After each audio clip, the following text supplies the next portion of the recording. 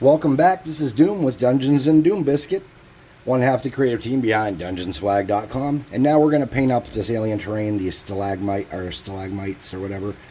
So we have a couple things. One, we want our base to kind of go with the alien theme of the planet we've been working on. So we're going to start out with some orange, and we're going to hit around the bases with this. Okay, and these rocks, kind of the same deal. They're going to be orange. So we're not covering everything perfectly, and we're not going for utter beauty here. We're going for the ground is orange, the plants are a different color. Or not plants, but the rock formations. Or you could use them as plants, I suppose. So I'm doing orange here. Again, not killing myself, not turning this into a 10-day struggle. Just get them covered the best I can, as quickly as I can. And then we're going to dry that orange and come back. We're going to not dry brush it, but we're going to kind of coat it down with some yellow and lighten it up. And then we're going to come back one more time, and we're going to dry brush it with khaki or light mocha or whatever brown color I grabbed to make it kind of match our other terrain. Okay? So you want to make sure if it's like one of the bubbly spots or the swirly spots where you had glue, you want to get that. So even if it comes up a little bit on the sides, so we can show that it's the difference between the two types of material we're working with, the stalagmite or spire or plant or whatever you want to call it, mud pyre, I don't know, and the ground. So I don't really know a lot about like color theory or color mixing, and I don't know where I even learned the 3 color step thing. I think I used to read a lot of these like weird Games Workshop books they would sell to go with different games. So like when the Lord of the Rings game was out, I know I read those 100 times and attempted to make the terrain in them.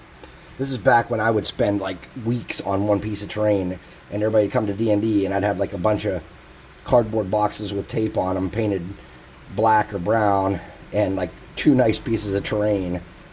And then by the time we actually got around to using the terrain once or maybe twice even, we never really needed it again. And I think that's where I kind of learned the lesson, like, okay, this is not, you know. And even though that was years ago, for a long time I still really went out of my way to buy like buildings that I could turn into terrain at garage sales and flea markets and stuff, and trying to convert things. And then I realized like people are happy just to see the table populated. People are not looking for this omega experience that changes them into this miniature world. Imagination will get you there. It sure will. Alright, so we have those 5 with just the orange. We're going to do a little bit of this.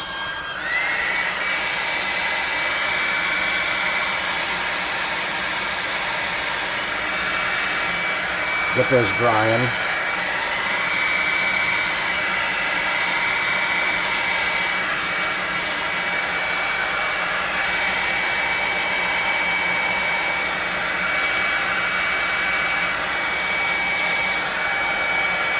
Look at that.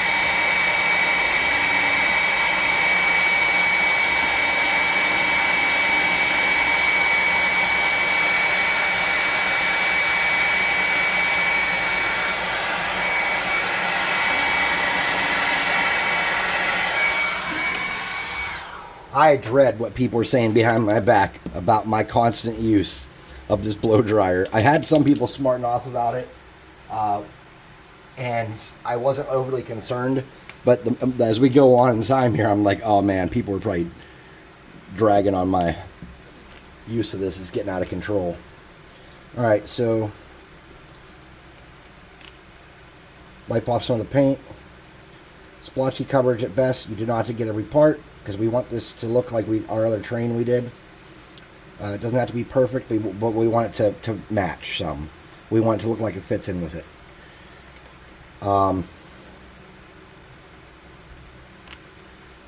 Steal some more of that.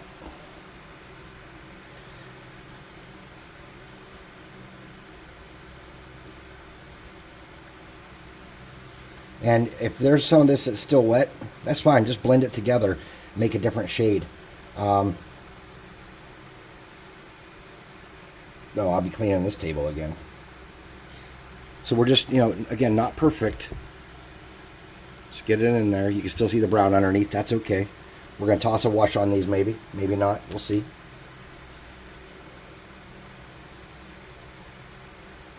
A wash really pulls out some detail, but I don't know if I want to use a wash, at least not on anything with the bottom, because of the amount of gradients I want to try to do and some of the dry brushing up here on the stalagmites or plants or whatever we're making. My original plan was stalagmites. I shouldn't even say it was a plan. I kind of threw 5 of these things on the table and said, what am I going to make? And within about 30 seconds, I had turned the camera on and started. So I am not what you would call a planner. I'm more of a just kind of get her done fella. I'm going to come back over some of these that need it, which looks like it's just the rocks, really. All right, so we're going to hit these with the blow dryer again. And then after this, we're going to come back with our beige or tan or light mocha or whatever. Oh, light mocha is what we have. And we are going to actually dry brush them. Now remember, any of the spots that you hit that were a little bit wet when you did your initial base coat, that didn't dry well with the blow dryer, when you do that next phase where you kind of wipe the brush off and just try to change the color some, you're going to catch a lot of that wetness and pull that up. And whatever you don't get after this is just going to be part of your dry brush. And that's okay, man. It's not hurting anything. It's cool. So we got this light mocha. Actually, I think I'd rather use that khaki. It's not as... Let me see what I can find. Khaki! Khaki! Where are you hiding? Khaki! Alright. I found it. It was hiding. See, I didn't put a dot on the lid, and that's what you get. Alright, so we need something for dry brushing here. I don't know where this came from. It's a pretty cheapy brush.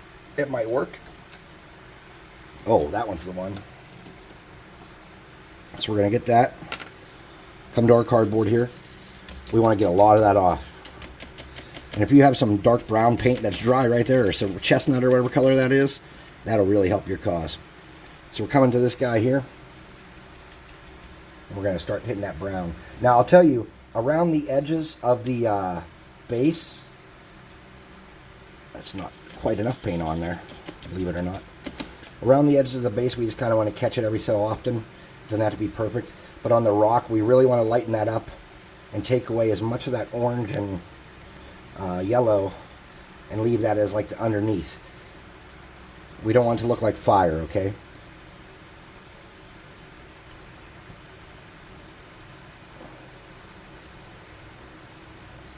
Now, there was a method to my madness of why we did the bases first, the bottoms first. And that's because this is a lighter color than what we're doing up top. So if we mess up down here, it's okay, we'll cover it when we get to the next portion. But if we mess up there, we're going to mess up the work we've done down here, so we're going to have to be a little more careful and take a little more time.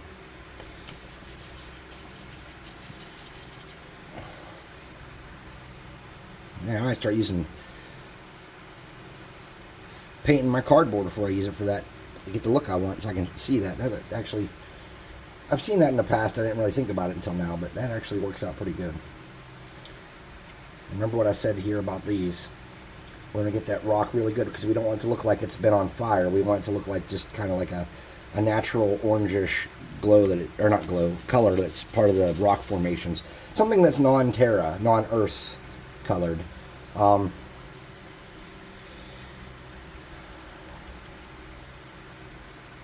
think that'll do. Not perfect, but we don't go for perfection, remember? We don't want to spend our lives working on this. We want to get it done and move on to the next project. This project cost us almost nothing. Like I said, I bought those, which I don't know where I got them from, but you can use cardboard circles or any bases that you have. Anything you want, really. And I just had those and it was quick. I don't want you to feel like you're stuck using those in your projects because not everybody's going to have them. Alright, so we're going to want a little bit of a bigger brush. I have this cheapy 5/8" China brush here. Let me get a cup in case I need to water this down. Now I think we learned previously, no, this is plenty wet. I think we learned previously that you don't actually need, I'm putting this out of the way, it's not here with other paints, because one day I was recording and I grabbed the wrong paint again and had to fix stuff. So you can glob this on pretty heavy.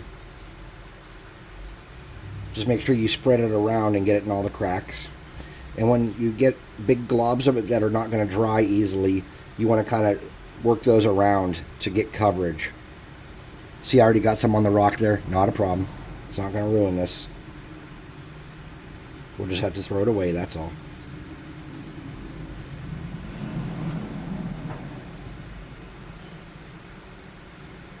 And if you look in the spots where I didn't prime it very good, a little bit of silver peeks through. You can see it because the coverage isn't great. That's alright. Maybe these stalagmites have some kind of metallic value to them. Maybe they're magnetic. Maybe they're magnets. We don't know. They were on a strange alien planet. We didn't make these. And every time I use them, if I use them more than once, I can just make up a different reason that there's an imperfection, or that there's something on there, or some feature that we've accidentally included.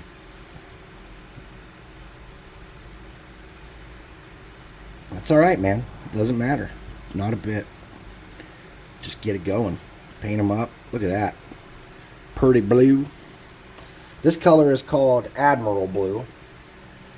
And I do like it. I am, red is my favorite color, but I am liking this Admiral Blue. It looks good.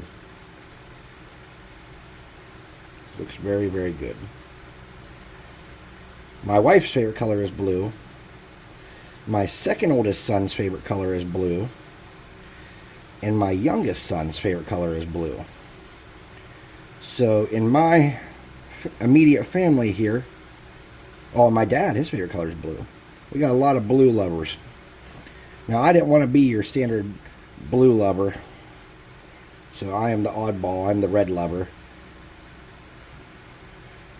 My second youngest and third oldest likes black and green. And my oldest likes red and black, in that order. But the blue people just seem to specify that blue is their favorite color.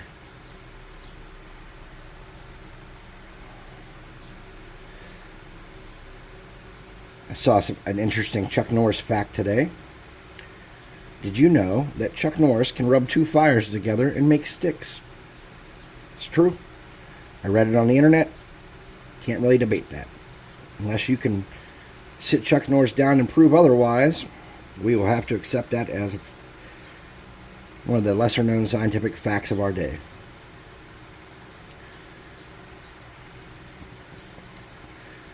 When my oldest son was in high school, every morning, he lived with me, and my second oldest lived with his mother. So every morning, before he went to school, I would get up and get ready for work, and I would leave a Chuck Norris joke or a Chuck Norris fact on an index card for him. You know, those little 3.5-inch index cards. I use those for everything. No sense in writing on a giant sheet of paper if you only have one small thing to write or draw. It's just a waste. So I use index cards. I probably keep the Jot Company in business with the amount of index cards I use, because I use them for work, I use them for role-playing games, I use them to give notes to people, or to remember little things I need to remember. Well, anyways, when he graduated, I kind of forgot about it. And he was moving, and he came up to me with a lunchbox, an old, I don't remember if it was Dukes of Hazzard or Star Wars or some, memorabilia style lunchbox. And he opened it up, and it was completely full of the Chuck Norris jokes I had given him on index cards over his high school career. And I'll tell you what, that was a beautiful moment for me, that I had done something just to be silly, and it meant so much to him that for years he kept them and filled this box up with them. And when he moved into his first or his second place he had on his own, he still had them, and he wanted me to see them. And I'll tell you what, that gave me the feels, because I love all my sons, I really do. And I am not what you would call the world's best dad. I try. I do my, I tell stories at bedtime, and I play guitar for them, and I try to help them if they want to learn instruments. And, if they're interested in sports, if they want to learn how to fight, when I say fight, I mean competitively. I don't teach my sons just to beat the hell out of people. But I taught Brazilian Jiu-Jitsu, and before that, when I was in the Army, I was our battalion's combatives instructor. And there was a lot more to that, but I'm not going to get into it. Anyways, but I would teach boys that want to learn wrestling. I can help them with that. If they want conditioning, or if they want to learn jiu-jitsu, I can help them. And that's nice, and that's good because I like so many sports. I like baseball. I like football. I could go out in the yard and throw a baseball all evening, and even though I'm old and I'll be sore the next day, I will have enjoyed it. So any sport they want to do, any activity they want to get into, obviously if they want to do role playing, like I said, my older son's actually playing my adult campaign, and I run a kids campaign for my little boys with the older boys' other half brothers from my ex-wife. Her sons with her new husband play in our kids campaign, and they're nice little boys, and they have a good time. The kids campaign is not weekly, and I don't know, honestly, if I have the patience to run that one weekly. They are very creative, and they have a lot of fun, but there is a lot of silliness that you have to figure out if it can or can't exist in your world. Like, they meet people and want to turn that person into a pet. It's like playing with a party of my wife sitting at the table. She meets like a goblin or a little weird fae, and she's like, "Can we keep it?" No, we cannot. They don't do that in Star Wars because half of them are playing like Ewoks and crap. But not half of them. We got one Ewok at the table, but we usually have a Jawa, an Ewok, whatever. Something tiny and funny.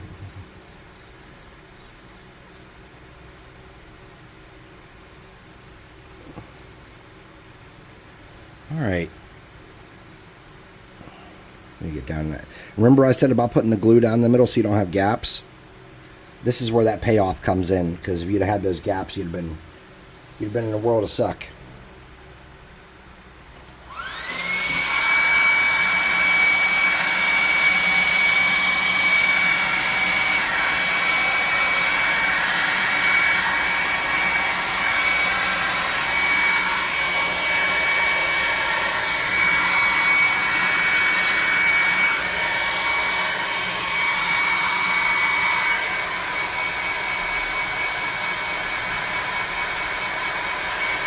All I'm doing is just trying to dry this off some so we can get to the next spot.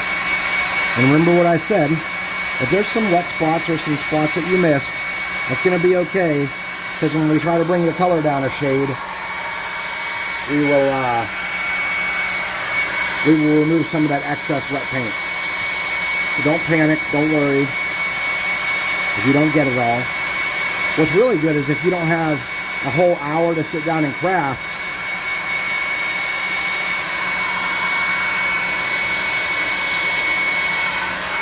you don't even have to use your hairdryer. You can save a little electricity.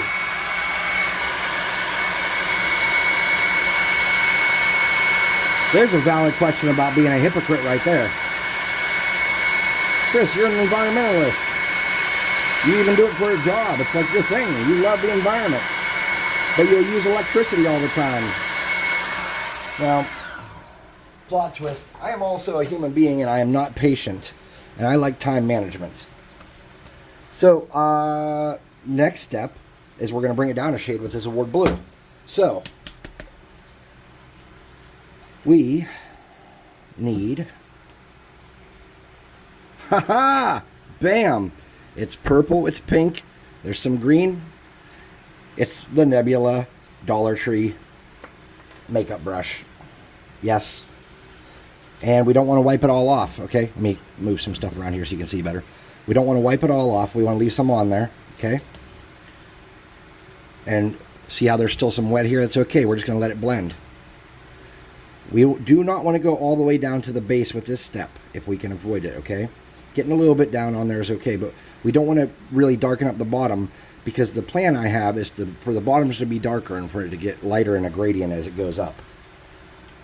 And I don't know how well that's going to work because, man, this is just not something I'm spending a whole enormous amount of time on. But we are pulling some of that up, and we're getting rid of some of the pooling. So next time we hit these with the glue gun, the hair dryer, they will dry a lot better. And then when we go to the next step, it'll get even better than that. And the next step, they'll probably be bone dry by then. So when we hit them with that last little bit, I expect they will be pretty dry at that point. Now,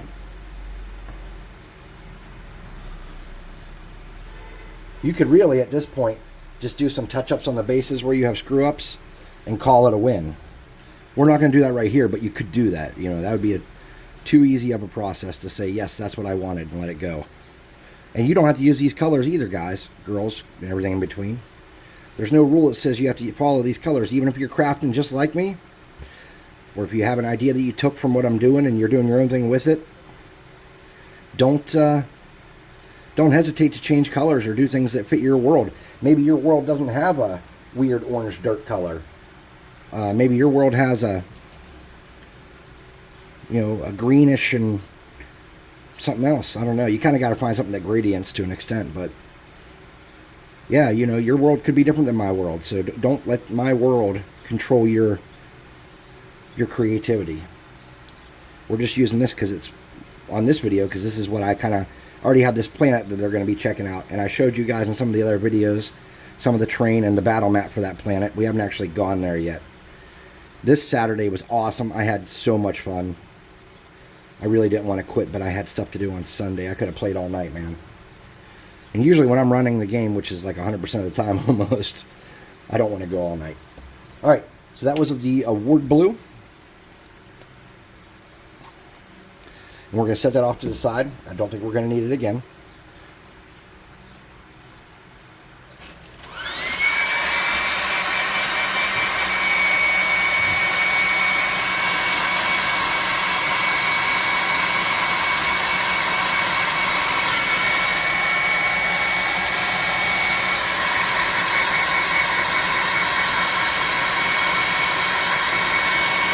And remember I said, these wet spots that are in here that don't dry right away are okay. There, right there, see it's a little bit wet right there. That's okay. It'll clean up as we go.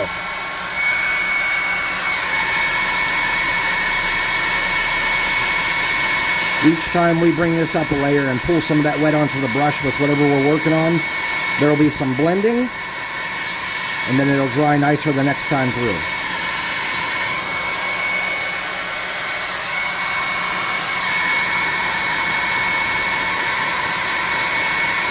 Getting tired of hearing the airbrush, you can just kick that volume off and just kind of watch. I'm not giving you any insight that's so crazy that you can't craft without it. I'm not teaching new techniques or having any unique ideas that no one's ever done before. I promise you, someone's done this somewhere at some time. Even if they didn't make a video about it, none of us are inventing anything new at this point.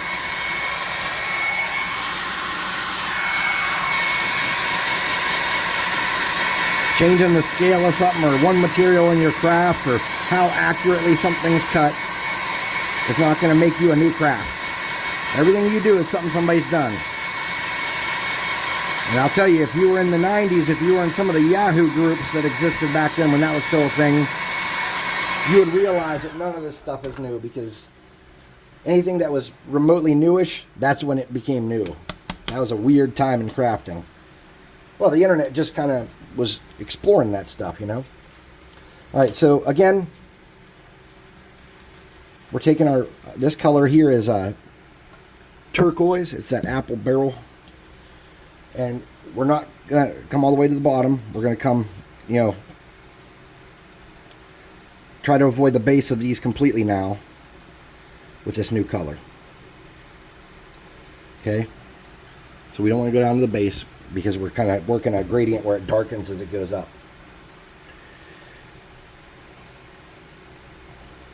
Perfection is not the key.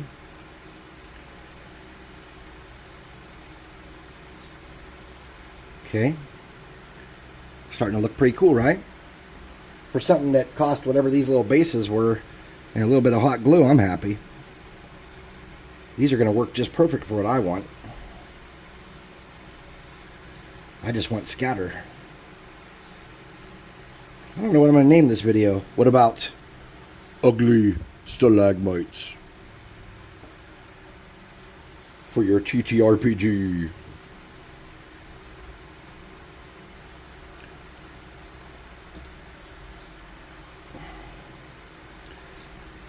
Now on these ones that are a little smaller, oh, Shizen. I mean, poop, or, well, most of you probably don't know what Shizen is. For these smaller ones, we're going to be real careful not to hit the bottoms because it'll be super noticeable. All right, so let me grab another piece of cardboard from over here. I need a knife.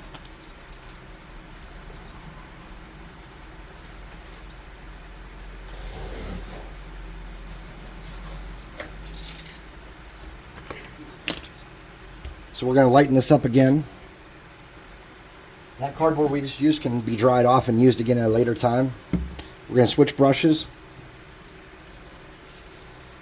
And we're going to hit everything with the dryer again, okay?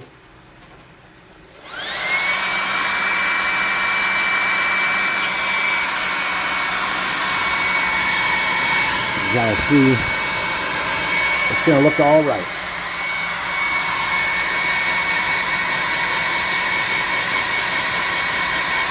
Now on this next level, we really don't want to go too much more than about halfway up to the top. We don't want to go below that.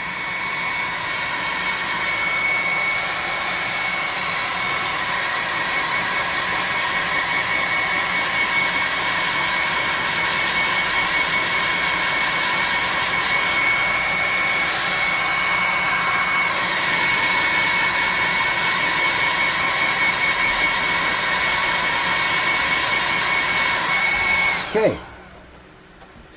For those of you that are getting tired of the hairdryer, that's all right. I think I am too. I usually don't craft every day. This is something I kind of just started doing for y'all. So we're going to get the +5 brush of sparkles. Oh, the end's getting a little gross. I'm going to have to wash that with some soap. We're going to get the +5 brush of sparkles. We're going to brush off a lot of it, more than we have been. Okay. We're going to start about halfway up the tendrils or the stalagmites, whatever we got here. Okay. We're just going to do halfway up. This is just a real light coat.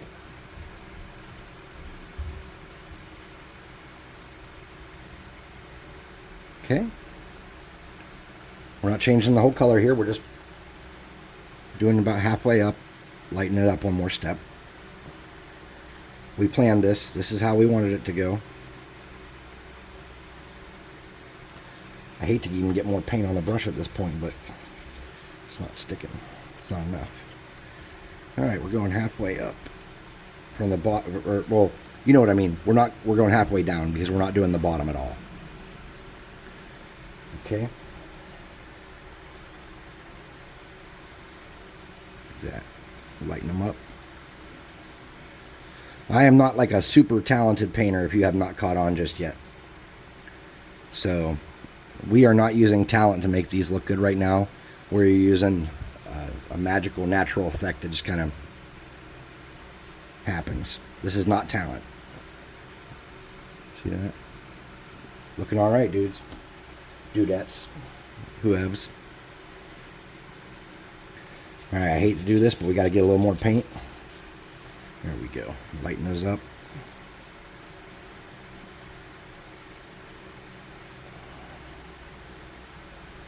All right. So we have one more step. This is going to be with that lightest blue. So we're going to take that one away. We can use that again. We'll let that dry and we'll come back to it. And this is China blue. This is very, very light.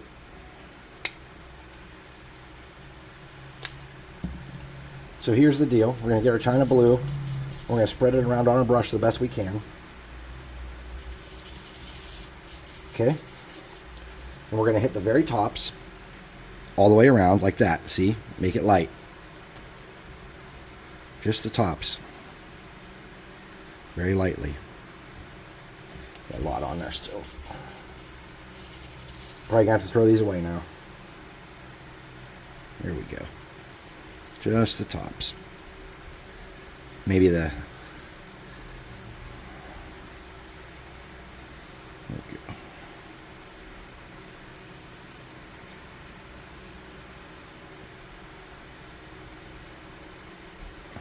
So once we get these coated just at the tops, we're going to use this brush still. We're not done with China Blue or this brush.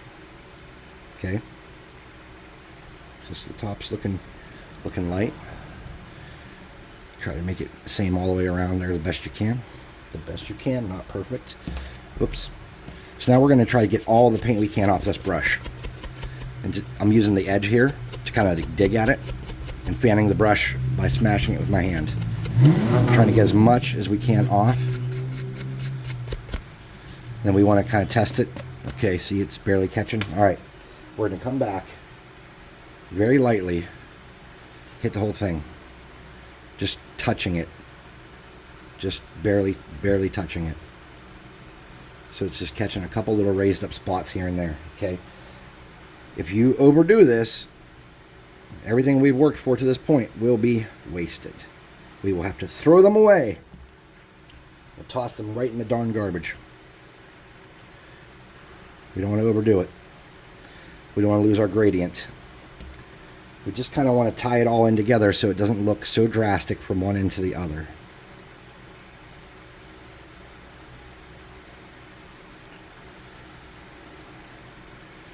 These are kind of getting bent towards each other. We want those more to spread out. Then our last one. See, it's almost dry so much that it's barely leaving it now, and that's ideally kind of how it would have been on all of them if we'd used a different brush probably. Alright, so here we go. Now there are some blue spots that we got, and what we're going to do to clean those up, we're going to get rid of all these blue paints we just used.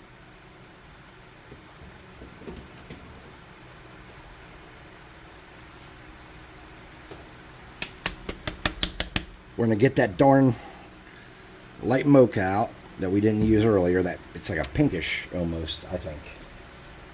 We're going to hit these with the blow dryer.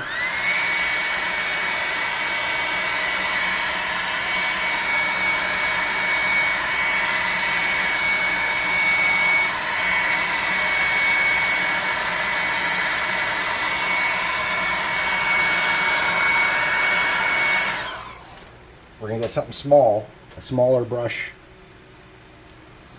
and we are going to clean up any of the blue we made, just like this. Okay? Any of the blue that's not where it should be. We're just going to use this different third, fourth color here on the bottom of the base, and we're going to snag up any of that blue and make it go away and let it dry. And you can use a very small amount of paint to do this.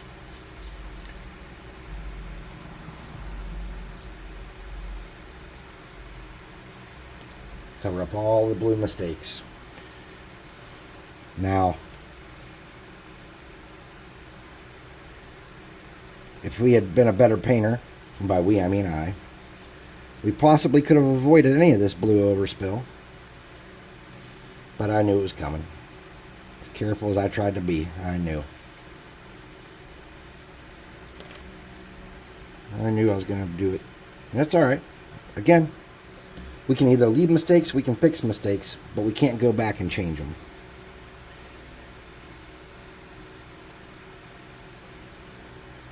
A lot of blue there. Too much blue, my dudes.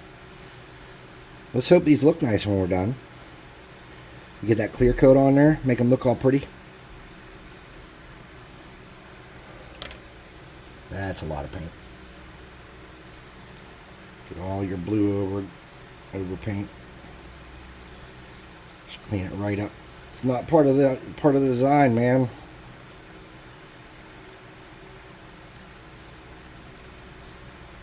I wish I had some kind of touch-up plan for when I make mistakes in real life. That'd be sweet. Alright, so these are pretty much done. I am going to clear coat them for you real quick. Let me check the time to make sure we're not going over. We're over on time. So let's go quickly. Let that touch-up work dry.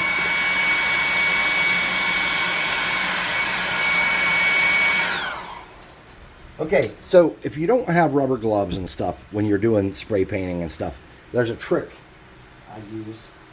And what it is if you have a pair of pants that are ruined or your kids grow out of a pair of pants and you don't want to waste plastic gloves and spend that money and create that pollution, that waste, you can just kind of get a pants and put it over your hand.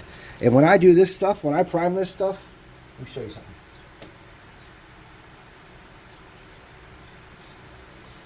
I have several of these. These are just toilet rolls with a flat part so they don't roll, with beads on them.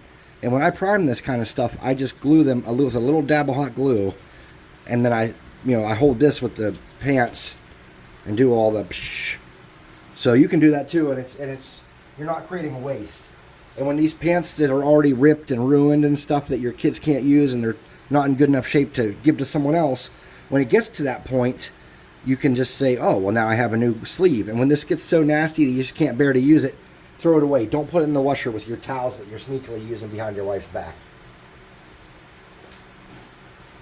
Now, this is a spray board. It's essentially an old cutting board that my wife didn't like anymore. And it is what I used to do a lot of my clear coating and spray stuff with. So I'm going to take this over to my little cardboard box paint booth I made, and I'm going to hit this up. And I'll be right back, and then we'll call it a win.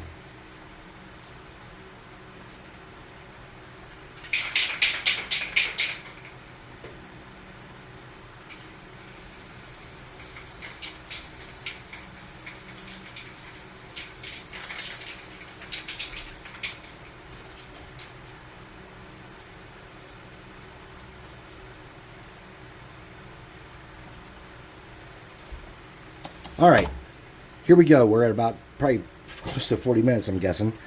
And these aren't dry yet. I'm not handling them, and I'm not doing any more blow drying because we're out of time.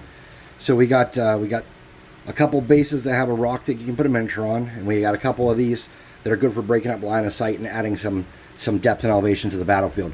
No, you can't really have miniatures stand on these, but it adds elevation, as in, like, if I'm standing up here, this creates an elevation that blocks my LOS. So these are good, and they're colorful. They'll stick out nice on the table. You'll see them again in the thumbnails. Thank you guys for watching. Have an amazing day. I will try to work on another video tonight, so when I'm out of town tomorrow, I have something to post. Thanks.